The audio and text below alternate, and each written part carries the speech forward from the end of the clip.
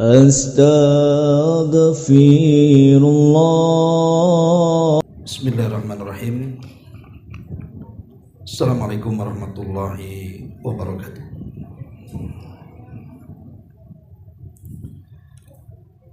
Alhamdulillah wassalatu wassalamu ala Rasulillah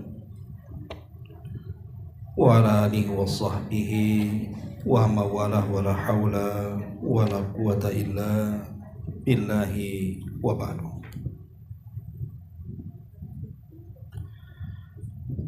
Alhamdulillah, segala puja dan puji hanya milik Allah subhanahu wa ta'ala. Salawat dan juga salam kita hadiahkan kepada Rasul kita Nabi besar Muhammad sallallahu alaihi wa ala alihi wasallam.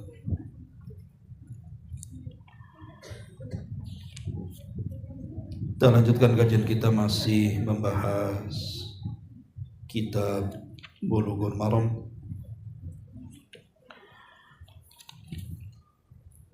dan kita masuk pada hadis dari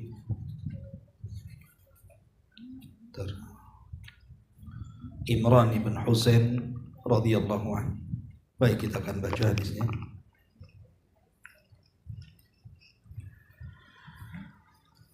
An Imran ibn Husain radhiyallahu anhu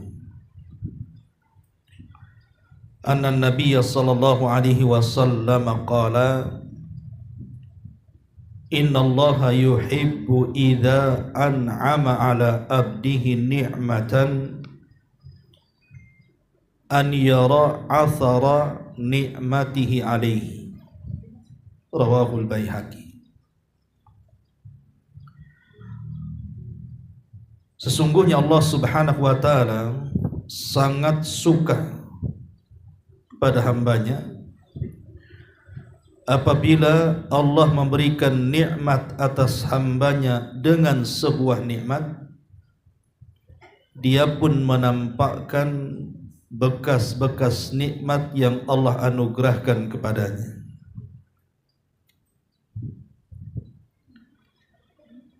Ma'asyiral muslimat yang dimuliakan Allah subhanahu wa ta'ala, Al-Imam As-San'ani di sini menyebutkan dalam kitab Subulus Salam, fi hadhihi al-ahadits dalalatun ala anna Allah yuhibbu minal abdi idhara ni'matihi fi ma'kalihi wa malbasihi fa innahu syukrun lin ni'mati fi'liyun wa li'annahu idha ra'awhu al-muhtaj fi hay'atin hasanatin qasadahu liyatasaddaqa alayhi wa badadatul hay'ati su'al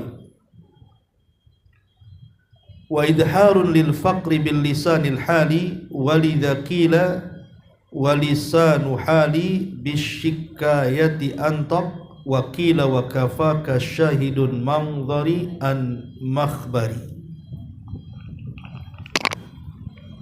Kata Imam As-San'ani rahimahullahu ta'ala, dia mengatakan hadis ini sebagai dalil bahwa Allah subhanahu wa ta'ala sangat mencintai hambanya ketika menampakkan nikmatnya, baik dari makanan yang dia makan termasuk pakaian yang ia pakai, karena itu bagian daripada syukur nikmat secara perbuatan.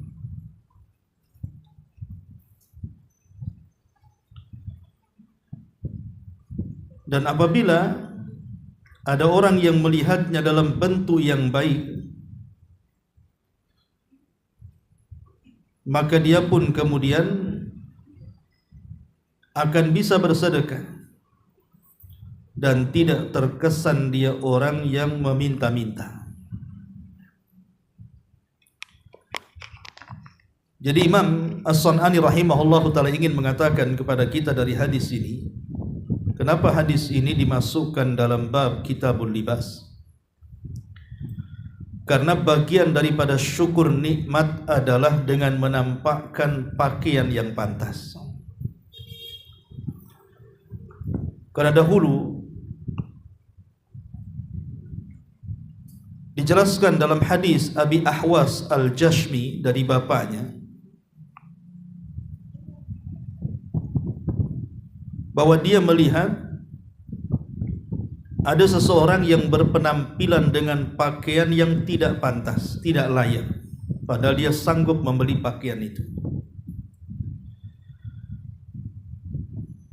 Maka kemudian diingkarilah orang tersebut dan mengatakan, "Alaisa indaka syai'un minal mal?"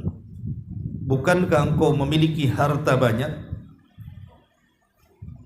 Maka laki-laki yang berpenampilan tidak layak itu mengatakan, "Indi minal ibili wal khayli wal raqi."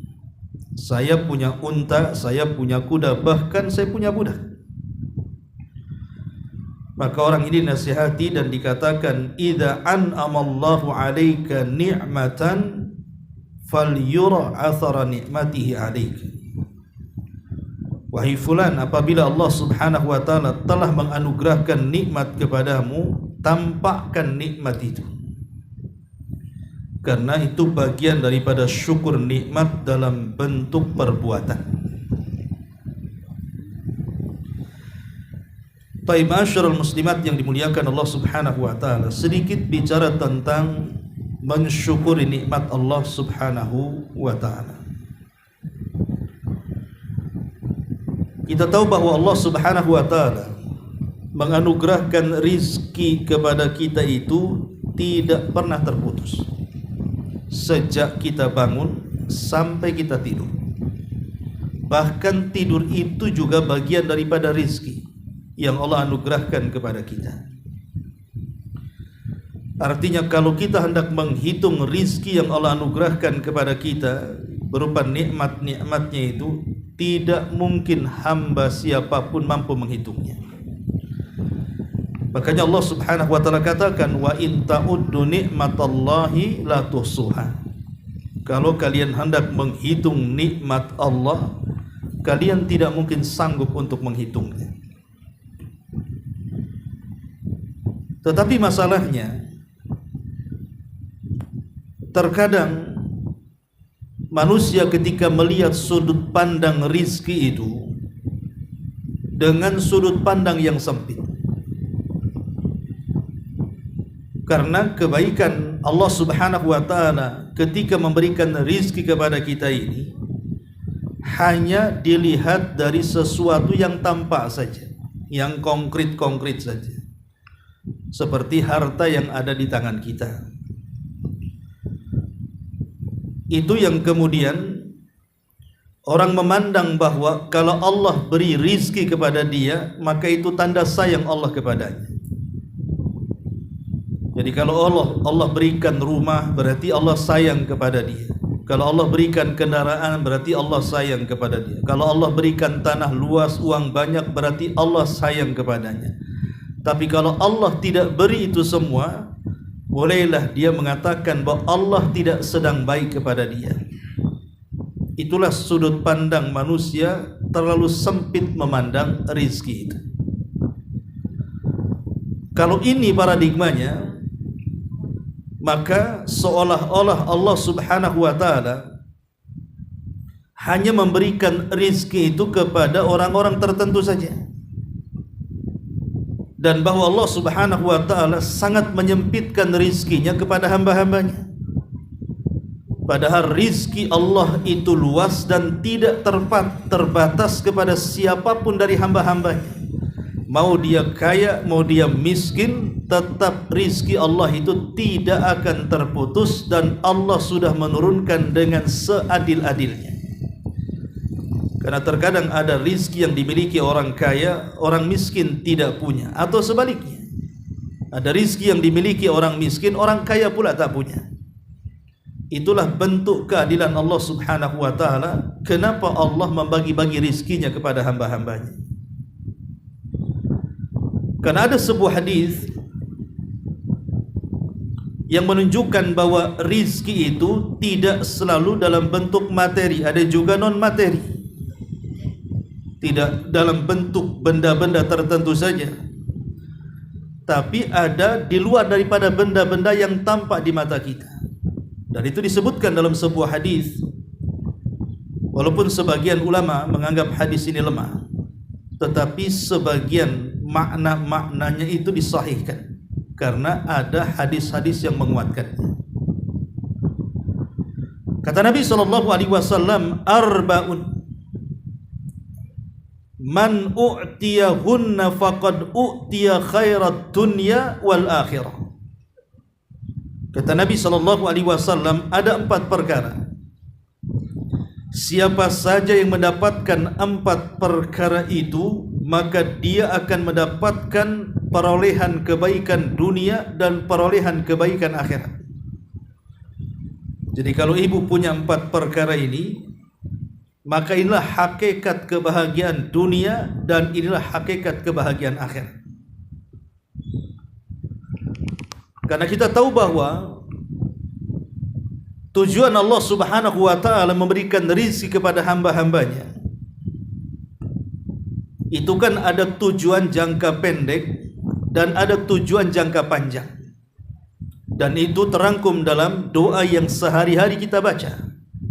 Rabbana atina fid dunya hasanah wa fil akhirati hasanah wa qina adzabannar.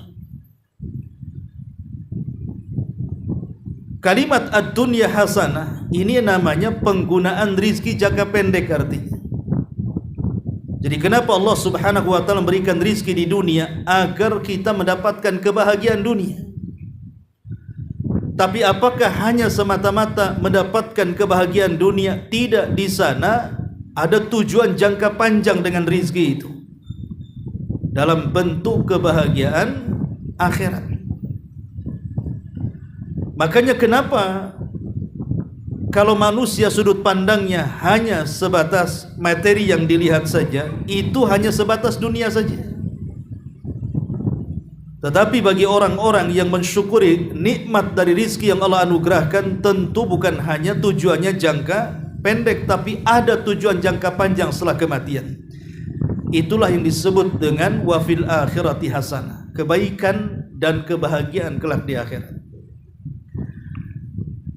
Lah 4 perkara ini, kata Nabi SAW, faqad utiya khairat dunya wal akhirah. Dia telah mendapatkan kebaikan dunia plus juga akhirat. Tapi kalau rizki-rizki yang tadi yang saya sebutkan berupa rumah, kendaraan, uang banyak, tanah luas dan begitu seterusnya, itu hanya sebatas dunia, dan itu akan hilang dengan kematian kita, atau boleh jadi mereka atau harta-harta itu yang meninggalkan kita. Karena dunia itu kan cuma 2 saja. Bisa dia yang meninggalkan kita atau kita yang meninggalkan dunia. Tetapi 4 perkara yang disebutkan dalam hadis ini, inilah hakikat daripada rizki yang sesungguhnya. Kata Nabi SAW, yang pertama, qalbun syakir, hati yang senantiasa dipenuhi dengan syukur. Yang kedua, walisanun dzakir, lisan yang senantiasa basah dengan zikir. Yang ketiga, wa badanun 'alal bala'i sabirun, badan yang senantiasa ditimpa oleh musibah tapi dia bisa bersabar. Dan yang terakhir, wa zaujatun la tabghihi khaufan fi nafsiha wa malihi wala malihi. Dan yang terakhir, pasangan yang baik, istri yang salehah atau suami yang saleh, yang tidak berkhianat atas dirinya dan juga atas harta pasangannya. Di sini Nabi SAW menyebut yang pertama bahwa rizki yang sesungguhnya adalah qalbun syakir, hati yang bersyukur. Karena materi-materi dunia ini, sekaya apapun manusia, kalau hatinya sempit dan tidak bersyukur, maka dia akan terus merasa miskin karena akan terus kurang. Tetapi sebaliknya, kalaupun mungkin secara materi dia kurang, tapi hatinya bersyukur dan luas, maka yang kurang itu boleh jadi itulah kekayaan dia. Tapi yang celakanya, sudah miskin harta, miskin hati, nah, itu dan neraka tuh. Mana ada bahagianya kalau yang seperti itu. Dunia sudah miskin, hati pula miskin, apa enggak stres hidupnya. Makanya pentingnya seseorang itu menanamkan kekayaan dalam hati dulu sebelum kekayaan di luar badan kita, karena itulah yang menjadikan sempit dan lapangnya rizki yang Allah anugerahkan kepada kita. Makanya sering saya katakan, walaupun hidup di rumah yang sangat mewah sekalipun, kalau hati ini panas, itu enggak akan kerasan hidup di situ. Tapi coba seandainya hatinya lapang, walaupun hanya di kos-kosan bahasanya, maka dia tidak mungkin keluar dari rumah itu. Itulah bentuk bagaimana hati yang penuh dengan syukur itu, karena bisa menenangkan segalanya. Kemudian yang kedua, kata Nabi SAW, walisanun dzakir, dan lisan yang dibasahi dengan berzikir kepada Allah Azza wa Jalla. Tentu zikir itu kan ada yang sifatnya lafaz, ya, kita senantiasa membaca tasbih, tahlil, takbir, tahmid dan begitu seterusnya. Ada yang sifatnya fikir, artinya memikirkan alam semesta, itu bagian daripada zikir juga. Bahkan itu zikir yang paling baik. Ketika seseorang bisa tafakur, merenungkan alam semesta dan isinya, maka itulah hakikat zikir yang sesungguhnya. Karena dengan melihat alam itulah kita makin yakin tentang adanya Allah Subhanahu wa ta'ala. Kemudian yang ketiga, Nabi mengatakan wa badanun 'alal bala'i sabir, dan badan yang senantiasa diuji oleh Allah Subhanahu wa ta'ala, kemudian dia sabar.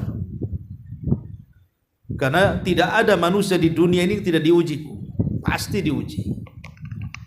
Tidak ada manusia yang tidak diuji, pasti diuji. Mau orang waras, mau orang gila, semua diuji. Tetapi orang yang paling bahagia adalah orang yang ketika diuji dia bisa sabar. Makanya di sini wa badanun 'alal bala'i sabir. Dan yang terakhir wa zaujatun la tabghihi khaufan fi nafsiha wala mali.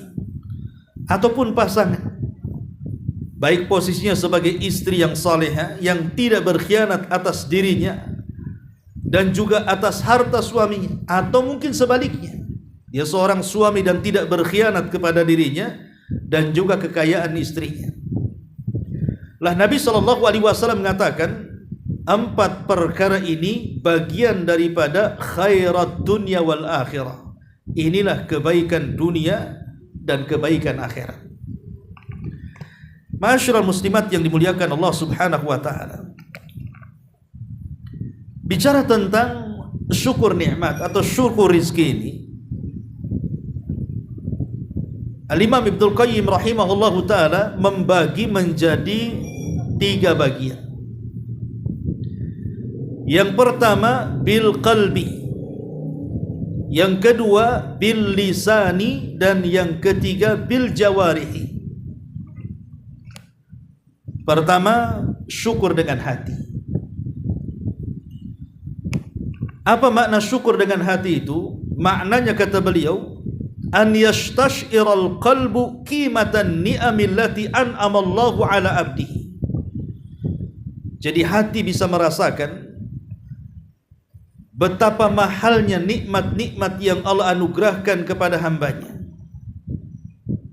sehingga ketika dia tidak melihat nikmat kecuali begitu berharga bagi dirinya, maka hatinya akan senantiasa bersyukur kepada Allah Azza wa Jalla. Kemudian yang kedua, ada pun syukur lisan, ishtighalul lisani bitsana'i 'ala Allah Azza wa Jalla, menyibukkan lisan dengan memuji Allah Subhanahu wa ta'ala. Saya kira 2 perkara ini lebih mudah untuk kita amalkan.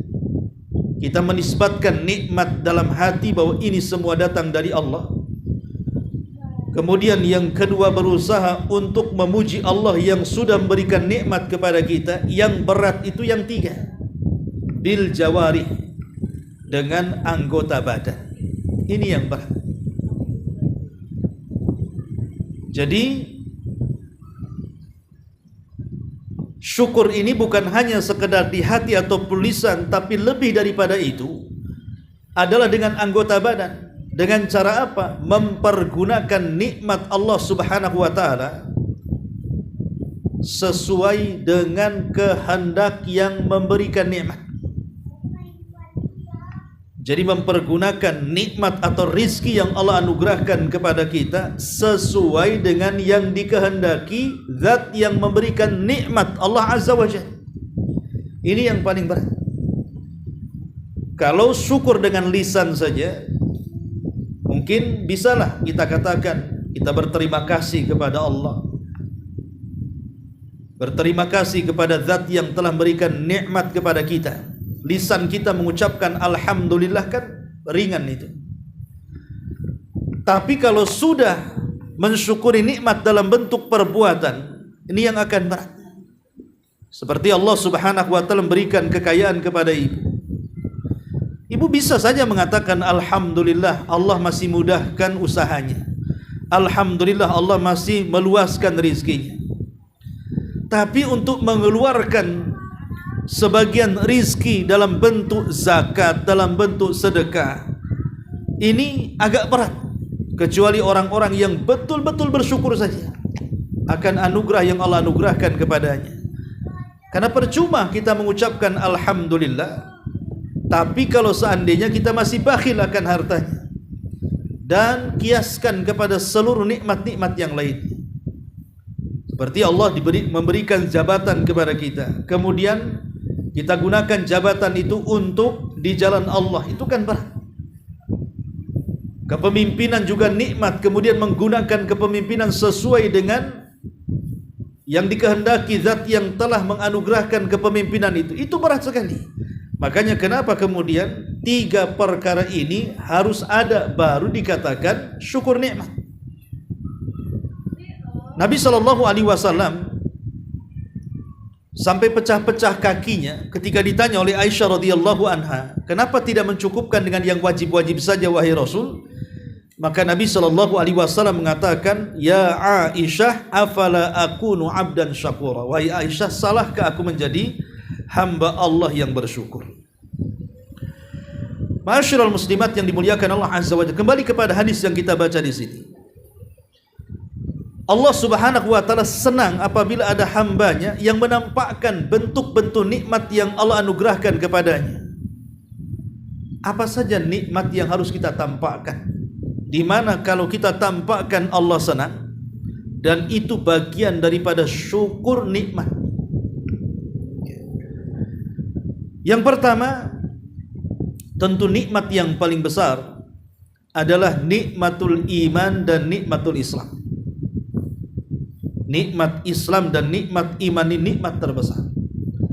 Maka tampakkan kedua nikmat itu dalam kehidupan kita, baik dalam berpakaian, pakaian Islam seperti apa, ya kan?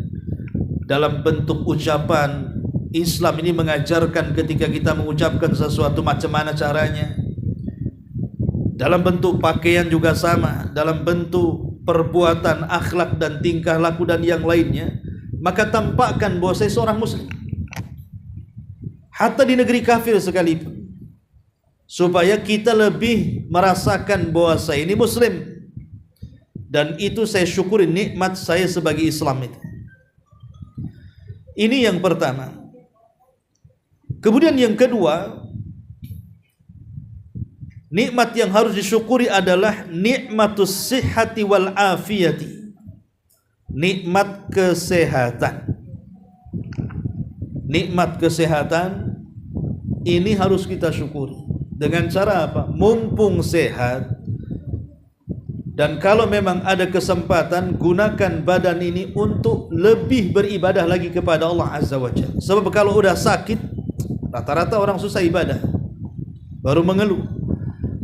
Maka nikmat sehat itu ketika menampakkannya, Pak, gunakan badan yang sehat ini untuk beribadah kepada Allah Azza wa Jalla. Itulah bentuk menampakkannya. Kemudian yang ketiga, nikmatur rizki. Nikmat rizki. Ya, nikmat rizki itu yang dalam pikiran kita ya rumah, tanah, kendaraan, uang dan yang semacamnya. Itu nikmat. Maka kalau diberikan nikmat rizki, jangan pernah bakhil baik kepada diri sendiri apalagi kepada orang. Karena ada orang-orang itu yang sudah bakhil kepada orang, kepada dirinya sendiri sudah bakhil dia. Seperti hadis yang tadi saya katakan, bahwa di zaman dulu ada seseorang yang punya harta banyak tapi pakaiannya tidak pantas. Jadi kalau Anda kaya mampu memberikan pakaian, beli pakaian itu yang pantas. Dan itu bukan bagian daripada kesombongan. Karena di antara wasiat Nuh alaihi salam kepada putranya, dari 4 wasiat itu salah satunya Nuh mengatakan, wa anhaka an isnataini. Aku larang kalian tentang 2 perkara. Pertama tentang syirik, dan yang kedua tentang kibar, kesombongan. Sehingga ada sahabat bertanya kepada Rasul ketika Rasul menyampaikan wasiat Nuh kepada putranya ini, dan mengatakan, ya Rasulullah, amma syirku fa'alimna. Adapun kesyirikan kami sudah paham. Lalu apa yang dimaksud kibar, sombong itu? Apakah kalau seandainya saya punya sandal bagus itu dikatakan sombong? Kata Rasul, tidak. Karena sombong itu bukan di sandal. Apakah kalau saya punya baju bagus kemudian saya pakai, ini bagian daripada kesombongan? Kata Rasul, tidak. Karena sombong itu bukan dalam pakaian. Kemudian sahabat ini mengatakan, apakah kalau saya punya kendaraan yang mewah, yang bagus, kemudian saya kendarai, apakah termasuk sombong? Kata Rasul, tidak. Karena sombong itu bukan di kendaraan. Apakah kalau saya punya teman bermajelis dan teman-teman itu mungkin memiliki jabatan, pangkat sehingga aku berteman dengan mereka, termasuk kesombongan? Kata Rasul, tidak. Kemudian sahabat ini bertanya, lalu apa itu sombong wahai Rasul? Maka Rasul menyebutkan sombong itu safahul haqqi wa ghamdun nas. Ketika orang menolak kebenaran dalam nasihat dan merendahkan orang lain. Seperti yang terjadi di zaman Rasul. Ada seorang sahabat yang makan dengan tangan kiri. Kemudian Rasul mengatakan, makan kau dengan tangan kanan. Sahabat ini mengatakan, mastata'tu, aku tidak bisa wahai Rasul. Rasul marah. Karena belum dicoba sudah mengatakan, aku tidak bisa. Harusnya kan dicoba dulu. Kalau sudah tidak bisa, tidak sanggup, baru kemudian dia bilang tidak bisa. Ini belum dicoba, tapi dia mengatakan, mastata'tu, aku tidak bisa wahai Rasul. Maka Rasul sallallahu alaihi wasallam mengatakan, idzan mastata'ta abada. Kalau begitu, maka tanganmu tidak akan sanggup diangkat selamanya, karena engkau tidak mengatakan kecuali karena kesombongan.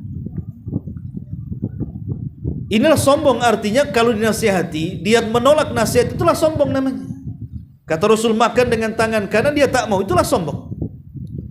Kemudian yang kedua, wa ghamdun nas. Inilah sombong yang kedua, meremehkan manusia. Jadi sombong itu bukan di pakaiannya.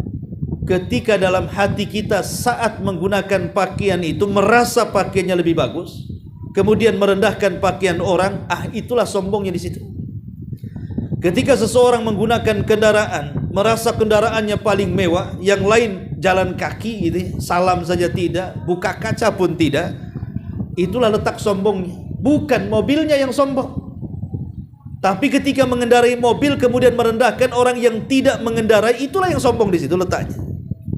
Atau bukan berarti orang yang menggunakan pakaian yang bagus, yang branded, yang harganya mahal gitu ya. Gak ada masalah, pakai saja selama tidak bertentangan dengan syariat. Tapi jangan pula kemudian pakaian itu merendahkan orang. Sampai ada orang berpakaian itu sengaja bandrolnya tidak dicabut, biar tahu ini mereknya nih. Ini mahal nih, ini dari Los Angeles tuh. kebakaran. Jadi intinya bahwa sombong itu bukan di luar, tapi sombong itu dalam hati. Makanya ketika kita menampakkan nikmat itu bukan dalam bentuk kesombongan, tidak. Bahkan Allah suka selama tidak ada kesombongan loh ya. Kalau sudah ada kesombongan ya Allah tidak suka lah. Bukan karena pakaiannya, tapi sombongnya yang Allah tidak suka. Tapi kalau dia memang hanya ingin menampakkan nikmat, apa salahnya saya punya rizki, saya beli rumah yang agak besar, saya beli kendaraan yang ya agak bagus biar nggak bolak-balik masuk bengkel, ya. Umpamanya saya beli pakaian yang layak kan, biar enak di badan juga. Apa salahnya? Tidak ada masalah. Justru itu bagian daripada syukur fi'li, kata Imam San'ani tadi. Itu namanya syukur perbuatan namanya. Tapi tidak boleh dipaksakan pula. Karena ingin menggunakan pakaian bagus, hutang-hutang gitu. Itu baju utangan nanti. Ya.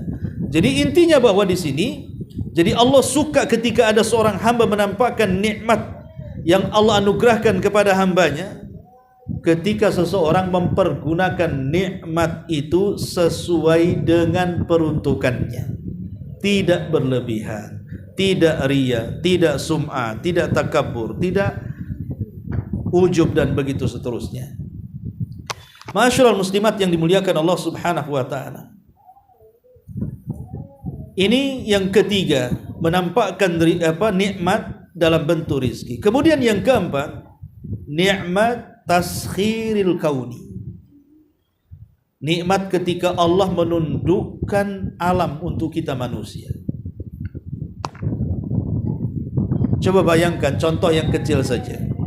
Kambing bisa nurut sama kita, sapi bisa nurut sama kita, ayam bisa nurut sama kita, bahkan unta yang besar bisa nurut kepada yang punyanya. Ini kan sebuah nikmat. Seandainya ada satu ayam yang ngejar-ngejar orang itu saja ibu udah kelabakan tuh satu ayam. Pulang dari sini dikejar ayam. Itu kan ada stres, Bu. Itu baru satu yang ngejar tuh. Gimana kalau semua ayam ngejar ibu? Siapa yang mau makan ayam? Lah itu kan kalau seandainya satu binatang dibuat berani kepada manusia saja, sudah stres itu, baru ayam tuh. Gimana kambing pula yang nyeruduknya agak gede? Apalagi sampai sapi dah mati kita diseruduk dia.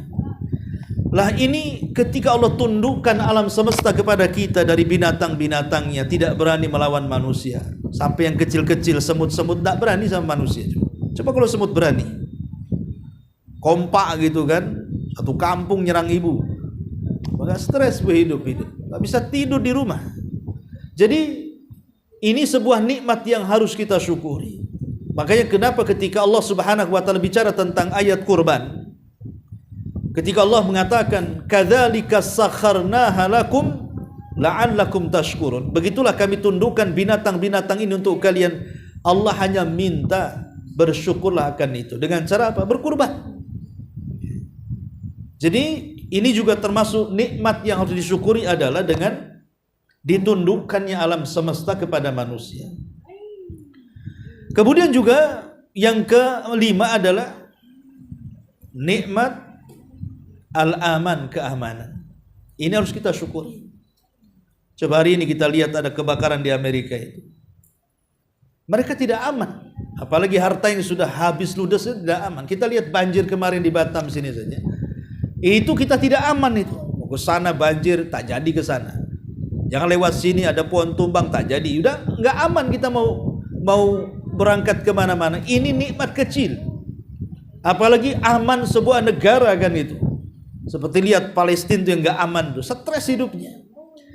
Makanya di sini nikmat yang Allah anugerahkan berupa nikmat aman ini syukur. Jangan membuat kerusuhan di negeri yang sudah aman. Dan banyak sekali nikmat-nikmat yang harus kita tampakkan. Ini bagian dari nikmat yang harus ditampakkan. Nikmat Islam, nikmat sehat, nikmat rizki, ditundukkannya alam, termasuk juga nikmat keamanan dengan tidak merusuh. Ya, tampakkan itu kita orang baik, kita bukan pencuri, kita bukan pencopet, kita, supaya orang aman di sekeliling kita. Dan itu ditampakkan. Ma'asyiral muslimat yang dimuliakan Allah Subhanahu wa taala. Adapun di antara keutamaannya orang-orang yang mampu mensyukuri nikmat Allah Subhanahu wa taala ini banyak. Yang pertama, syukur nikmat itu adalah sifatul anbiya, sifatnya para nabi. Jadi ketika kita bisa mensyukuri nikmat itu adalah sifatnya para nabi. Allah Subhanahu wa taala berfirman dalam surah Al-Isra ayat 3 itu, wa dzurriyyata man hamalna ma'a Nuhin innahu kana 'abdan syakura. Dan keturunan manusia yang kami bawa di perahunya Nuh, maksudnya di kapal perahu Nuh alaihi salatu wassalam, kemudian Allah sifati Nuh dengan kata-kata innahu kana 'abdan syakuran. Nuh adalah seorang hamba yang bersyukur kepada Allah Subhanahu wa taala. Kemudian juga Allah Subhanahu wa taala ketika menyebutkan sifat Ibrahim, syakiran li an'umihi. Ibrahim adalah hamba Allah yang bersyukur akan nikmat-nikmat yang Allah anugerahkan kepadanya. Ini yang pertama, bahwa syukur nikmat adalah sifatnya para nabi. Yang kedua, bahwa syukur itu bisa melanggengkan nikmat dan kufur itu bisa melenyapkan nikmat. Allah Subhanahu wa taala mengatakan, la in syakartum la azidannakum wa la in kafartum inna azabi lasyadid. Jika kalian bersyukur akan nikmatku, ku tambah. Tapi jika kalian kufur akan nikmatku, maka ku lenyapkan nikmat kalian. Kemudian yang ketiga, termasuk sifat orang yang beriman juga. Kata Nabi SAW, ajaban li amril mu'min, inna amrahu kullahu khairun, wa laysa dhaka li ahadin illa li mu'min. Sungguh menakjubkan perkaranya seorang mukmin itu, semua masalahnya dianggap baik, dan itu tidak ada bagi seseorang kecuali dia seorang mukmin. Yang menganggap semua masalah baik itu hanya seorang mukmin. In asabathu syarra syakara, kalau ditimpa kebaikan dia bersyukur. Fakana khairan lahu, dan syukur itu baik bagi dia. Wa in asabathu dharra sabara fakana khairan lahu, dan kalau ditimpa sebuah madarat, ujian yang berat, dia bersabar, dan sabar juga baik bagi dia. Jadi bagi seorang mukmin itu tidak ada bedanya apakah diberikan nikmat ataukah diberikan ujian, dua-duanya baik. Kalau diberikan nikmat dia bersyukur, kalau diberikan ujian tinggal bersabar. Dan dua-duanya yang menyempurnakan Islam. Kalau satu di antara keduanya hilang, maka hilanglah Islam. Karena syukur itu separuh Islam dan sabar itu separuh Islam. Kalau digabungkan maka sempurnalah Islam seseorang. Kemudian yang keempat, sebab mendapatkan redha Allah Subhanahu wa taala. Allah mengatakan dalam surah Az-Zumar ayat 7, in tashkuru yardhahu lakum. Kalau kalian bersyukur akan nikmat Allah, Allah akan redha kepada kalian. Dan redhanya Allah Subhanahu wa taala adalah nikmat terbesar yang kalau Allah anugerahkan kepada kita. Tidak ada nikmat yang lebih besar melebihi redha. Ya. Karena nanti penduduk surga ketika mereka berbicara dengan Allah Subhanahu wa taala di balik hijab, dan hijabnya Allah itu cahaya dalam riwayat api. Jadi Allah Subhanahu wa taala menawarkan nikmatnya dengan mengatakan, saluni ma syi'tum, mintalah kalian kepadaku sesuai dengan kehendak kalian. Hadza yaumun mazid, ini tambahan nikmat untuk kalian. Tapi penduduk surga mengatakan di hadapan Allah, alam tubayyid wujuhana, bukankah engkau sudah memutihkan wajah kami? Wa tudkhilana al-jannah wa tubaiduna anin nar, kau masukkan kami ke surga, kau keluarkan kami neraka, ini sudah cukup ya Rabb. Apalagi sudah cukup. Ya. Tapi Allah karim dengan mengatakan, saluni ma syi'tum, minta saja apa yang kalian kehendaki. Ini hari tambah nikmat untuk kalian. Karena penduduk surga ini kebingungan, mau minta apa? Semua yang mereka hajatkan sudah ada dan sempurna. Akhirnya Adam alaihi salam mengajarkan kepada mereka penduduk surga agar meminta kepada Allah tentang keredhoannya. Maka penduduk surga pun mengatakan, ya Rabb, berikan redhamu kepada kami. Kenapa Nabi Adam alaihi salam meminta kepada penduduk surga untuk minta redha kepada Allah? Sebab ada alasannya. Kata Adam alaihi salatu wassalam, kalau seandainya Allah subhanahu wa ta'ala sampai murka kepada kalian, maka kalian akan dikeluarkan dari surga sebagaimana bapak kalian pernah dikeluarkan dari surga. Makanya mintalah redha, dan agar Allah tidak murka selamanya. Maka Allah subhanahu wa ta'ala mengatakan, kalau begitu aku berikan keridhaanku kepada kalian, dan aku tidak akan pernah murka selamanya. Ketika Allah tidak pernah murka selamanya, berarti mereka akan tetap tinggal di surga selamanya. Makanya itulah kenapa kemudian redha itu penting, baik di dunia ataupun di akhirat. Kemudian yang kelima, amanun minal adzab. Syukur itu bagian daripada pengaman dari azab. Allah subhanahu wa ta'ala mengatakan, ma yaf'alullahu min adzabikum in syakartum wa amantum. Allah tidak mungkin mengirim azab kepada kalian jika kalian bersyukur dan beriman.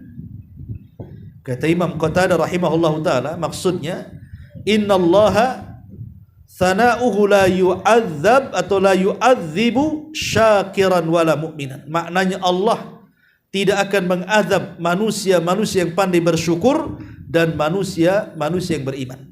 Ini yang kelima. Yang keenam, di antara fadilah syukur adalah al-ajru al-jazil fil akhirat. Dia akan mendapatkan pahala yang menumpuk pada hari kiamat. Sebutkan dalam surah Al-Imran ayat 145, wa sanajziz syakirin, dan kami akan balas dengan balasan yang baik bagi orang-orang yang bersyukur. Di sini Allah Subhanahu wa taala tidak menyebut nominal berapa balasannya, tapi Allah membahasakan dengan bahasa umum. Pokoknya orang-orang yang bersyukur kami akan balas dengan balasan yang baik. Dan itu terulang-ulang di beberapa ayat dalam Quran. Allah mengatakan seperti itu. Seperti Allah mengatakan dalam surah Al-Imran-nya ayat 144-nya, dan juga Allah mengatakan dalam surah Al-An'am juga ayat 53 dan begitu seterusnya. Ulama mengatakan ketika Allah Subhanahu wa taala tidak menyebut berapa bilangan upah atau ganjaran yang akan diberikan, menunjukkan bahwa pahala orang yang bersyukur itu berlipat ganda, sama dengan pahala sabar. Ketika Allah mengatakan innama yuwaffas sabiruna ajrahum bighairi hisab, kami akan balas orang-orang yang sabar tanpa hisab, lah sebagaimana sabar juga balasannya tanpa hisab, syukur juga sama. Syukur juga sama, akan diberikan balasan tanpa hisab. Ma'asyiral muslimat yang dimuliakan Allah Subhanahu wa taala. Kemudian juga bab selanjutnya, lalu bagaimana caranya supaya kita bisa menjadi hamba yang bersyukur kepada Allah Azza wa Jalla, yang bisa menampakkan nikmat Allah dalam bentuk syukur itu, bagaimana caranya? Pertama, bitaqwallahi wal amali bita'atihi. Pertama, bertakwa kepada Allah dan beramal dengan ketaatannya. Ketika para ulama mentafsirkan surah Al-Imran ayat 123, walaqad nasarakumullahu bi badrin wa antum adillah. Sungguh Allah telah menolong kalian di perang Badar ketika kalian sedang berhajat kepada pertolongan Allah. Fattaqullaha la'allakum tashkurun. Bertakwalah kepada Allah agar kalian bisa menjadi hamba yang bersyukur. Kata Ibnu Ishaq, dia mengatakan ai fattaquni fa innahu syukrun li ni'mati. Maknanya bertakwalah kepadaku karena takwa itu bagian daripada syukur atas nikmat-nikmatku.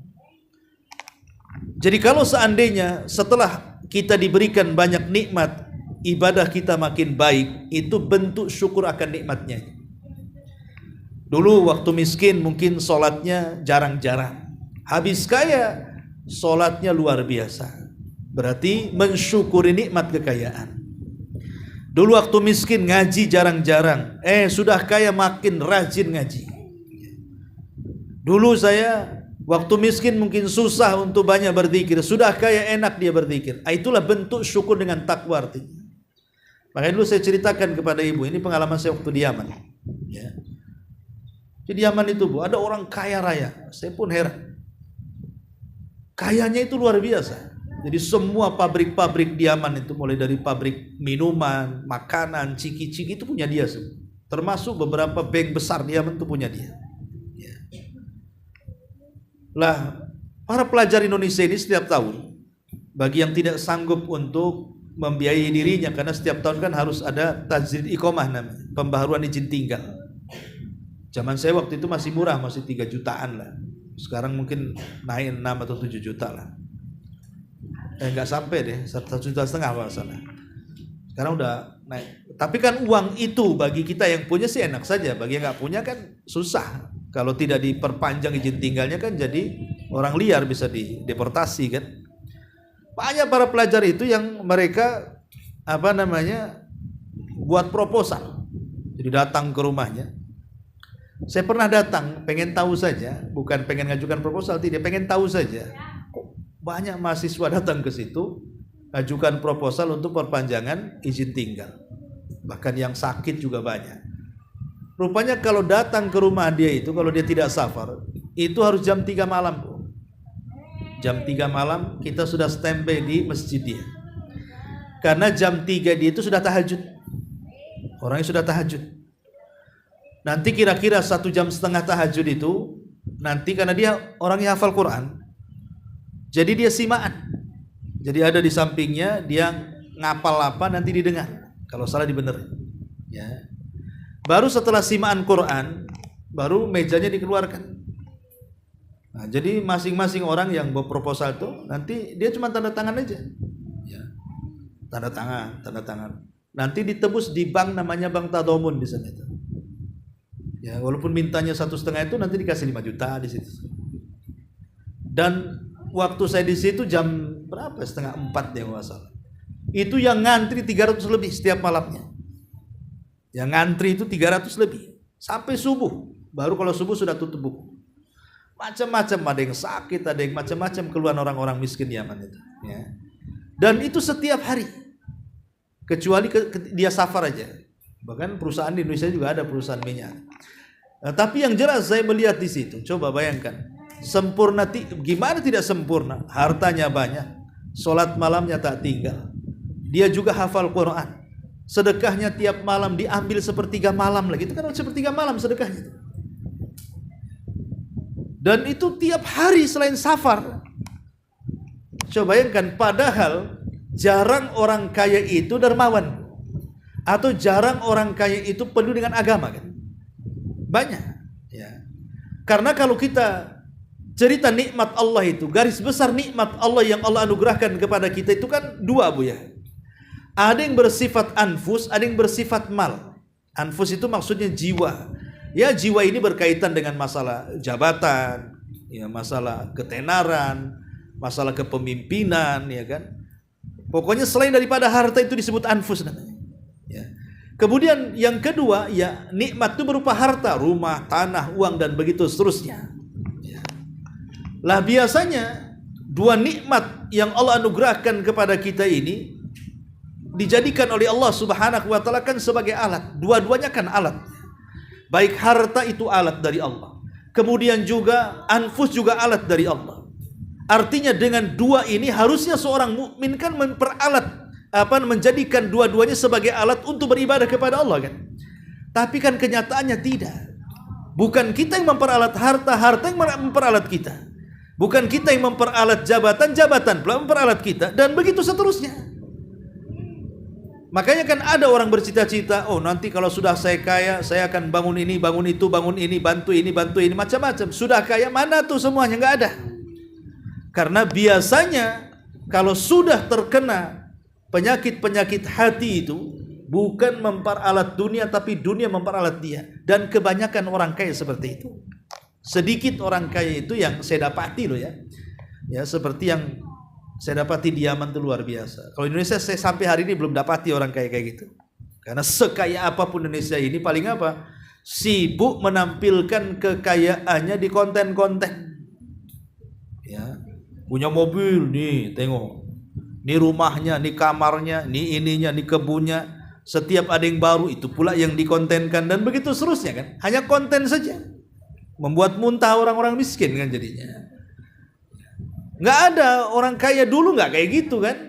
Nah ini kan menunjukkan memang syukur nikmat itu berat. Makanya kenapa kalau ingin mensyukuri nikmat bertakwa kepada Allah yang pertama. Kemudian yang kedua, bil qanaati war ridha bima qasamallahu lana. Ya, dengan qanaah. Dengan redha, artinya redha dengan semua yang Allah berikan kepada kita. Ikhlas dengan semua pemberian. Mau kecil, mau besar, alhamdulillah. Karena ada sebuah kisah. Ya. Jadi datang seseorang itu kepada Ibrahim ibn Adham. Ada seseorang datang kepada ulama namanya Ibrahim ibn Adham. Mengeluhkan semua susahnya. Pokoknya datang saja ngeluh. Kan ada tipe-tipe orang, Bu. Kalau ketemu itu pasti ngeluh. Nanti besok datang ngeluh lagi. Besok datang ngeluh lagi. Sampai kita pula yang mau ketemu dia itu dah. Kita yang ngeluh jadinya kan. Jadi orang ini datang selalu mengeluhkan perkara kemiskinannya kepada Ibrahim ibn Adham ini. Akhirnya Ibrahim ibn Adham ini bosanlah. Nasihati, tetap tak mau juga. Sini kamu duduk. Jadi suruh duduklah sama Ibrahim ibn Adham orang ini. Kemudian kata Ibrahim ibn Adham mengatakan, bagaimana kalau seandainya kau lepas kedua matamu? Aku beli 10.000 dirham, 10.000 dirham. Asal kau lepas saja kedua matamu, satu bola mata aku hargai 10.000 dirham. Berarti kalau dua bola mata berarti 20.000 dirham. Mau tidak? Dia berpikir, dia tidak maulah. Kemudian Ibrahim ibn Adham mengatakan, sudah, kalau begitu saya kasih gunting, kau gunting lidahmu. Aku beri dengan harga yang sama 10.000 dirham. Mau tidak? Dia mengatakan, ya tidak maulah. Nanti aku tak bisa bicara, katanya. Baik kalau begitu, bagaimana kalau kau pecahkan kepalamu, ambil otakmu. Saya beli tu otakmu 10.000 dirham. Dia mengatakan tidak. Udah kalau begini saja, ku ambil golok, kau potong kedua tanganmu, satu tangan ku beli 10.000 dirham. Mau tidak? Oh tidak mau. Ya sudah kalau begitu kakimu saja. Akhirnya dia mengatakan, ya fulan kau ini kaya sebenarnya. Karena kedua matamu saja seharga 10 dirham, 20.000 dirham. Nanti harga otaknya lagi, harga tangan lagi, harga kaki lagi. Ya. Kau ini kaya sebenarnya, tapi kau merasa miskin di hadapan Allah. Kalau kau jual itu kau bisa kaya, tapi kau mau tak jual, menunjukkan bahwa ini punya kekayaan dalam badan. Maka kenapa engkau mengeluh kan? Nah ini sebuah contoh terkadang kita ini tidak bisa qanaah dengan pemberian Allah, padahal dalam badan kita ini ada kekayaan. Ini yang kedua. Yang ketiga, bisolati duha. Dengan cara salat duha. Karena Nabi SAW mengatakan, yusbihu ala kulli sulama min ahadikum sadaqah. Harusnya setiap pagi badan kita ini mengeluarkan sedekah. Dan setiap tasbih sedekah, setiap tahmid sedekah, setiap tahlil sedekah, setiap takbir sedekah, mengajak manusia kepada kebaikan sedekah, mencegah manusia dari kemungkaran sedekah. Tapi di ujung hadis Rasul mengatakan, wa yujzi'u min dzalika rak'atani yarka'ahuma minadh duha. Tapi kita tidak perlu melakukan itu, cukup 2 rakaat duha sudah mewakili semuanya. Itu bentuk syukur badan kita. Kan badan kita harus bersyukur dengan cara tasbih, tahlil, takbir, itu syukur badan namanya. Tapi tidak perlulah kalian melakukan itu, kata Rasul. Cukup 2 rakaat duha itu sudah mencukupkan semuanya. Ini yang ketiga. Yang keempat, bisujud syukri, dengan cara sujud syukur. Dan sujud syukur ini tidak harus suci dan tidak harus menghadap kiblat. Ya, kalau bisa suci menghadap kiblat lebih baik.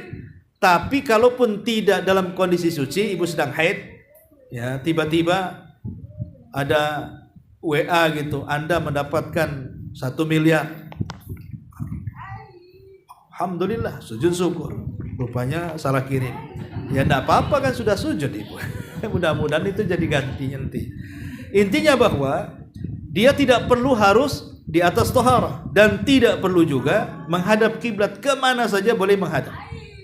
Ya, ainama takunu yudrik, ainama tuwallu fathamma wajhullah, kata Allah, dimanapun kau arahkan wajahmu, disitulah wajah Allah azza wajalla. Kemudian yang keempat, dengan cara berdoa. Kata Nabi SAW kepada Mu'adz bin Jabal, ya Mu'adz, la tada'anna fi duburi kulli salatin an taqula Allahumma inni ala dzikrika wa syukrika wa husni ibadati. Wahai Mu'adz, jangan pernah kau tinggalkan bacaan ini selepas salatmu. Allahumma, ya Allah, a'inni, tolonglah aku, ala dzikrika, agar bisa mengingatmu, wa syukrika, agar bisa mensyukuri nikmatmu, wa husni ibadati, agar bisa memperbaiki ibadah kepadamu. Jadi doa ini diajarkan Rasul kepada Mu'adz baca setelah salat. Allahumma inni ala dzikrika wa syukrika wa husni ibadati. Ya Allah, perbaikilah zikirku kepadamu, syukurku kepadamu, dan ibadahku kepadamu. Kemudian yang keenam, bitafakkur fi ni'amillahi azza wa jalla. Agar kita bisa bersyukur, cobalah berfikir akan nikmat Allah. Dengan cara apa? Lihat orang yang kekurangan. Orang pincang kita tak pincang, alhamdulillah. Ya. Orang buta kita bisa melihat, orang tuli kita bisa mendengar, orang bisu kita bisa bicara, ya. Orang jalan kaki kita naik motor. Nah, coba lihat kekurangan-kekurangan orang itu. Nanti dengan cara berfikir akan nikmat yang Allah anugerahkan seperti itu kepada kita, maka kita lebih bisa bersyukur lagi. Kemudian yang ketujuh, jangan pernah memandang ke atas, pandanglah ke bawah. Dalam urusan dunia ya. Sebab memandang ke atas itu selamanya tidak akan pernah syukur. Ibu kalau mandang terus ke atas, maka bawaannya hasad. Ya, bawaannya hasad. Tengok tetangga beli mobil, mulai naik darahnya. Masuk rumah sakit. Rupanya tetangga beli mobil lagi, apa nggak mati di rumah sakit? Gitu. Jadi hal-hal yang seperti ini yang bisa menjadikan bersyukur. Pandang ke bawah, pandang ke atas, itu nanti disitulah bentuk hasadnya akan muncul. Kemudian juga termasuk juga bagian daripada bisa mensyukuri nikmat adalah bisyukri man asda ma'rufan ilaika minan nas. Syukuri siapapun manusia yang berjasa kepada ibu. Dan manusia yang paling jasa, yang berjasa adalah orang tua lah, kan begitu. Baru guru-guru, baru teman-teman yang baik. Nah, karena orang yang dianggap belum bersyukur kepada Allah ketika dia belum bisa bersyukur kepada manusia, kata Nabi, la yashkurillah ma la yashkurin nas. Tidak dianggap bersyukur kepada Allah kalau dia belum mampu bersyukur kepada manusia. Maka berterima kasihlah kepada siapapun manusia yang berjasa kepada kita. Itu bentuk syukur kita kepada Allah Subhanahu wa taala. Ma'asyiral muslimat yang dimuliakan Allah Subhanahu wa taala. Adapun tentang wasilah-wasilah yang bisa menolong, bisa memudahkan lagi untuk bisa bersyukur, ya, adalah al-intifa bin ni'ami wa adamu kanziha. Al-intifa'u bin ni'ami wa adamu kanziha. Manfaatkan dengan nikmat. Jangan nikmat itu selalu disimpan. Ya, manfaatkan nikmat itu, jangan selalu disimpan. Seperti kalau lihat zaman-zaman dulu kadang-kadang ada piring-piring itu, piring apa ditumpuk di lemari kan itu. Tapi di dapurnya piring plastik, Bu. Kan aneh, Bu, ya. Piring cantik-cantik ditaruh loh di lemari-lemari itu. Tapi tengok ke dapur mak itu sudah nayeng semua bahasanya, bekarat semua. Kan itu kan aneh orang kayak gini ya. Itu tidak bersyukur nikmat, Bu. Justru yang bagus-bagus lah kita pakai. Kenapa disimpan pula? Takut dipinjam tetangga, Ustaz. Gitu. Nah, itu tidak bagus. Jadi intinya bahwa ini yang pertama, jangan suka disimpan. Gunakan. Itu bisa lebih mensyukuri nikmat lagi. Takutnya ibu keburu mati, piring pula itu yang belum dipakai kan. Jadi kan rugi jadinya. Ini yang pertama. Yang kedua, ya, ma'rifatu annal insan bimanzilatil abdi al-mamluki li sayyidi. Kenali manusia itu bahwa kita ini sebagai hamba sahaya bagi Tuhan. Kita ini hamba bagi Allah Subhanahu wa taala. Kenali kita supaya jangan sombong. Supaya kita jangan sombong. Ketika tidak sombong maka akan mudah untuk mensyukuri nikmat Allah kepada kita. Kemudian yang ketiga, at-tawadhu wa tarkul kibri. Tawadhu itu artinya rendah diri dan meninggalkan kibar. Karena orang yang sombong itu susah untuk bersyukur. Kemudian juga syuhudu masyhadit taksir fi syukri. Tadi yang saya sudah sebutkan, menyaksikan kekurangan orang, maka kita bisa bersyukur lagi. Dan kita boleh mengucapkan alhamdulillah. Jadi kalau ada orang kecelakaan, ada orang kemalangan kemudian patah, kita alhamdulillah. Bukan alhamdulillah karena dia kecelakaan, bukan. Maksudnya alhamdulillah bahwa kecelakaan itu tidak menimpa kita. Ya. Jangan keras-keras. Kubrak alhamdulillah, dimarahilah. Maksudnya alhamdulillah kepada diri kita karena kita tidak seperti dia, gitu maksudnya. Nah, ini juga penting. Karena itu bisa juga menolong supaya kita lebih bisa bersyukur. Mujahadatus syaitan, perangi setan. Karena yang membuat kita kufur dan tidak syukur itu adalah setan. Setan sudah berjanji kepada Allah di hadapan Allah, "Tsumma la'atiyannahum min baini aydihim wa min khalfihim wa an aymanihim." Kemudian saya akan datangi mereka, kata setan, dari depan, belakang, kiri, kanan, sampai kau tidak dapati kebanyakan mereka bersyukur. Maka perangi syaitan. Kemudian juga tarku mukhalatati ahlil ghaflah, tinggalkan, jangan berkawan dengan orang yang tidak bersyukur. Ya. Kalau ibu berkawan dengan orang-orang yang tidak bersyukur, ya selama tidak akan bersyukur. Seperti ada satu suami itu ngeluh sama saya, "Ustaz, saya ini ya tahulah kerja tukang bangunan kan itu. Istri pula berkawan dengan istri si pejabat," katanya. Jadi pulang itu cerita tas, cerita sandal, cerita rumah kan. Akhirnya kan repot tuh, ya. Ya berkawanlah dengan orang-orang yang bisa bersyukur. Kalau orang berkawan dengan seperti itu, ya akhirnya yang stres suaminya lah kan itu. Dan dia pula nggak ngaku kalau dia orang susah, itu yang repot. Nah, ini juga salah satu bentuk akan menjauhi dari syukur. Kemudian juga ihdzar al-istidraj, ini penting. Hindari, jangan tertipu dengan dunia atau disebut dengan istidraj. Kalau ibu kemudian tidak ibadah kok hartanya makin melimpah, makin banyak, tak sholat tapi makin lebih luas lagi jangkauan bisnisnya, itu hati-hati. Ya. Karena itu bisa saja bagian daripada istidraj. Kemudian jangan sampai tabdzilun ni'ami ila nikah, mengganti nikmat dengan kemaksiatan. Kemudian juga yang bisa menolong kita untuk lebih bisa bersyukur kepada Allah adalah senantiasa melihat ibrah dan pelajaran yang Allah timpakan kepada umat-umat sebelum kita dari azab-azab dan juga musibah-musibah. Itu juga ya kita lihat hari inilah, umpamanya Amerika kebakaran, kita tidak alhamdulillah. Walaupun kita tetap mengatakan innalillahi wa inna ilaihi rajiun gitu ya. Kita juga karena yang kebakaran bukan rumah orang kafir juga, orang muslim juga ada di situ kan. Intinya bahwa lihatlah ibrah-ibrah itu supaya bisa lebih bersyukur. Wallahu alam. Ini diantara keterangan singkat dari bab syukur. Baik, sampai di sini. Kalau ada yang bertanya silakan.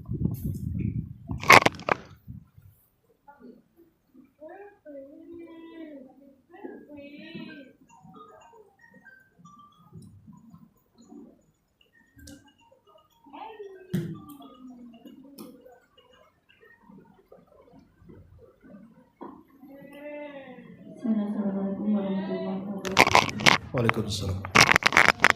Mengutip hadis Rasulullah yang mengatakan apa itu sombong? Sombong yaitu menolak kebenaran dan merendahkan orang lain. Nah, ini termasuk sombong yang bagaimana, Ustaz? Ketika kita menasihati seseorang dan dia sebenarnya udah tahu, tapi dia menjawab nasihat yang kita sampaikan itu dengan mengatakan nggak usah disampaikan lagi ke saya karena saya sudah tahu sebelumnya dan saya lebih berilmu daripada kamu. Itu bagaimana Ustaz? Itu sombong, apalagi kalau bukan sombong. Itu kan jelas sombongnya, itu dari lisannya. Ya, nasihat itu kan nggak apa-apa diulang-ulang. Masalahnya nasihat diulang-ulang, Rasul saja nasihati orang berulang-ulang. La taghdab, la taghdab, la taghdab. Jangan marah, jangan marah, jangan. Berkali-kali Rasul mengatakan jangan marah. Kan jangan marah sudah tahu orang jangan marah kan. Kalimat itu kan sederhana, jangan marah. Orang sudah tahu, tapi kenapa Rasul berulang-ulang kalimat itu? Terkadang peringatan itu harus diulang. Fa inna dzikratan faul mu'min. Karena peringatan itu kalau berulang itu akan lebih manfaat. Cuman kadang-kadang ada orang yang ketika mendapatkan nasihat itu kan ada dua macam ya. Pertama, boleh jadi orang yang menasihati di saat hati dia itu sedang futuh. Kata Abdullah bin Mas'ud, makanya adab menasihati itu lihat orang itu. Jangan ketika idbar, tapi nasihati ketika ikbal. Idbar itu ketika hatinya kurang menerima nasihat, tetapi nasihatilah ketika hatinya itu menerima nasihat. Ya, jadi lihat kondisi orang dinasihati. Sebab kalau lagi dia sedang idbar, hatinya tidak menerima nasihat, pasti dia akan menolak nasihat kita. Maka ini kaifiah dakwah juga kata Abdullah bin Mas'ud kan. Ya dengan cara disenangkan dulu, dibuat guyonan, sindiran atau apa, atau ajak makan dulu, makan kenyang-kenyang dulu gitu. Tenang, senang, nasihati. Rupanya nolak, muntah semua makanan. Oh, tujuannya begini kau nasihati saya rupanya. Nggak, maksudnya di sini satu ya, kita lihat hati manusia ketika nerima atau tidak, supaya jangan sampai dia menolak nasihat. Yang kedua, niatnya baik tapi bahasanya tak bagus. Kan? Terkadang tujuan dakwahnya bagus, menasihati kebenaran, cuman bahasanya yang tidak bagus. Akhirnya ditolaklah kebenaran itu. Ya kalau seandainya ada dua perkara ini sampai dia mengatakan seperti itu, ya kita anggap wajar lah kan itu. Tapi kalau seandainya tidak ada dua perkara ini, ya kita sudah cari waktu yang pas untuk dia. Yang kedua juga ya kita dengan menggunakan bahasa-bahasa yang sudah santun. Kok dia ngomong seperti itu karena kalau dalam hatinya ikhlas itu saya kira tidak mungkin keluar kata kalimat itu ya. Kalau dia ikhlas malah senang karena di antara adab mansuh orang yang dinasihati adalah bersyukur kalau ada orang yang menasihati. Bersyukur. Itu di antara adab yang harus dimiliki orang yang sedang dinasihati. Bersyukur akan nasihat. Harusnya kan jazakallahu khairan mengingatkan walaupun sebenarnya tahu. Nah, tapi kalau dia terang-terangan mengatakan seperti itu, di waktu yang tepat kita nasihati kok dia ngomong begitu, ya memang tidak keluar kecuali dari lisan yang sombong. Orang seperti itu. Ya. Begitu juga orang yang menasihati juga kalau sudah selesai nasihat, ya harus mencermin bahwa orang yang dinasihati itu seperti kita dalam cermin sedang menasihati diri sendiri. Jangan habis nasihati orang, yang dinasihati pula kita labrak, kan nggak pantas juga. Jangan maling, tahu dia yang maling kan itu. Nah, hal-hal yang seperti ini ya lihat. Tapi secara zahir ucapan seperti itu ya ucapan kesombongan. Zahirnya ucapan seperti itu adalah ucapan kesombongan. Tadi ada sambungannya dan Iya. ini terjadi di keluarga anak, antara anak sama orang tua dan bibi-bibi anak. Ya apalagi menghadapi orang tua, dia ngomong zahirnya dia ucapan sombong, tapi kan alasannya lihat. Boleh jadi orang tua nggak mood dengan kita anaknya. Orang tua ini kita sudah benar aja dia salah. Coba aja ngomong baik-baik sama orang tua pun tetap disalahkan anak. Makanya harus lebih banyak ngalah dengan orang tua. Ya kalau bibi ataupun orang tua kan anggaplah orang tua juga kan harus melihat situasi biasanya. Makanya kenapa teori menasihati orang tua itu paling cocok itu dengan uang. Gak ada lagi. Coba aja kasih uang, nanti nurut sama yang ngasih uang. Dari 5 orang nih, ya semua beda dengan ibu pemahamannya. Tapi ibu rajin ngirim uang, pasti yang didengar. Itu riset membuktikan. Walaupun ya tidak semua, tapi umumnya begitu kan Bu. Umumnya ini anak saya yang paling bagus katanya. Pasti dapat pujian. Nah, cuman kalau nggak ada duit ya repot juga. Kalah sama saudara yang lain yang ngirim duit. Ya. Wallahu a'lam. Akan Ustaz, ini ada titipan lagi, tapi ini mungkin agak keluar dari tema Ustaz, pertanyaan pekan lalu. Mohon pencerahannya Ustaz. Suami anak punya aplikasi dana pembayaran online, tidak dipakai dalam waktu lama. 2 bulan yang lalu iseng-iseng saya cek aplikasi tersebut, ternyata ada saldo 900.000. Saldo di aplikasi tersebut melalui transfer Alfamart. Kita sudah hubungi semua cabang Alfamart sekitar tempat kita tinggal untuk bantu cek apakah ada kesalahan dan lain-lain. Tapi gerai Alfamart tidak bisa melacak lagi karena sudah lama. Jadi apa hukumnya Ustadz, saya menggunakan uang 900.000 tadi, apakah halal atau bagaimana Ustadz? Enggak, itu uang, saya nggak paham aplikasi itu. Uang itu tiba-tiba ada atau memang semacam ada tambahan bunga atau apa? Hah? Nggak tahu. Nggak tahu Ustadz. Sepertinya dia ini ada aplikasi dana pembayaran online yang tidak dipakai dalam waktu lama, 2 bulan yang lalu iseng-iseng dicek. Bukan, itu uang siapa itu? Posisinya uang siapa? Enggak ngerti ini nih Ustaz. Uang gaib. Sepertinya ini ada bonus sepertinya kayaknya dari Alfamart. Karena dia menggunakan pembayaran online selama ini, jadi mungkin ada seperti reward atau bagaimana gitu. Oh, ya kalau itu nggak apa-apa, pakai aja kalau memang bonus kan gitu. Kan dikasih. Kalau bonus asal jangan masuk ke riba sama judi saja. Ya, kalau bonus kan hadiah itu. Bentuknya gini Ustaz, aplikasi dana. Saya juga nggak paham ini apa, seperti apa aplikasi dana. Pokoknya secara umum kalau itu bukan bentuk riba, artinya dalam bentuk saldo bank itu kan jelas tuh. Aplikasi dana itu kayak klik gitu loh, kan ada orang khusus yang untuk bisa transaksi kalau menggunakan aplikasi itu ada Ustaz. Enggak, ini kan uang ini datangnya dari mana? Itu dari tabungan kita Ustaz. Misalnya kita klik itu Ustaz. Ya. Klik itu kayak aplikasi Ustaz yang kita gunakan untuk pembayaran. Nanti itu dipotong dari rekening kita. Terus yang 900.000 itu? Aplikasi. Rewardnya Indomaret itu.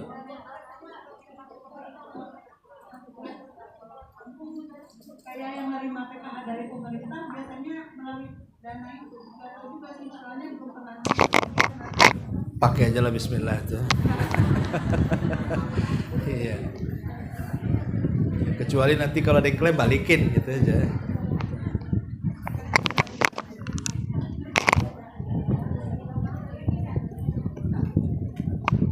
Ya, sampai di sini. Mudah-mudahan ada manfaatnya. Subhanallah bihamdika, asyhadu an la ilaha illa anta, astaghfiruka.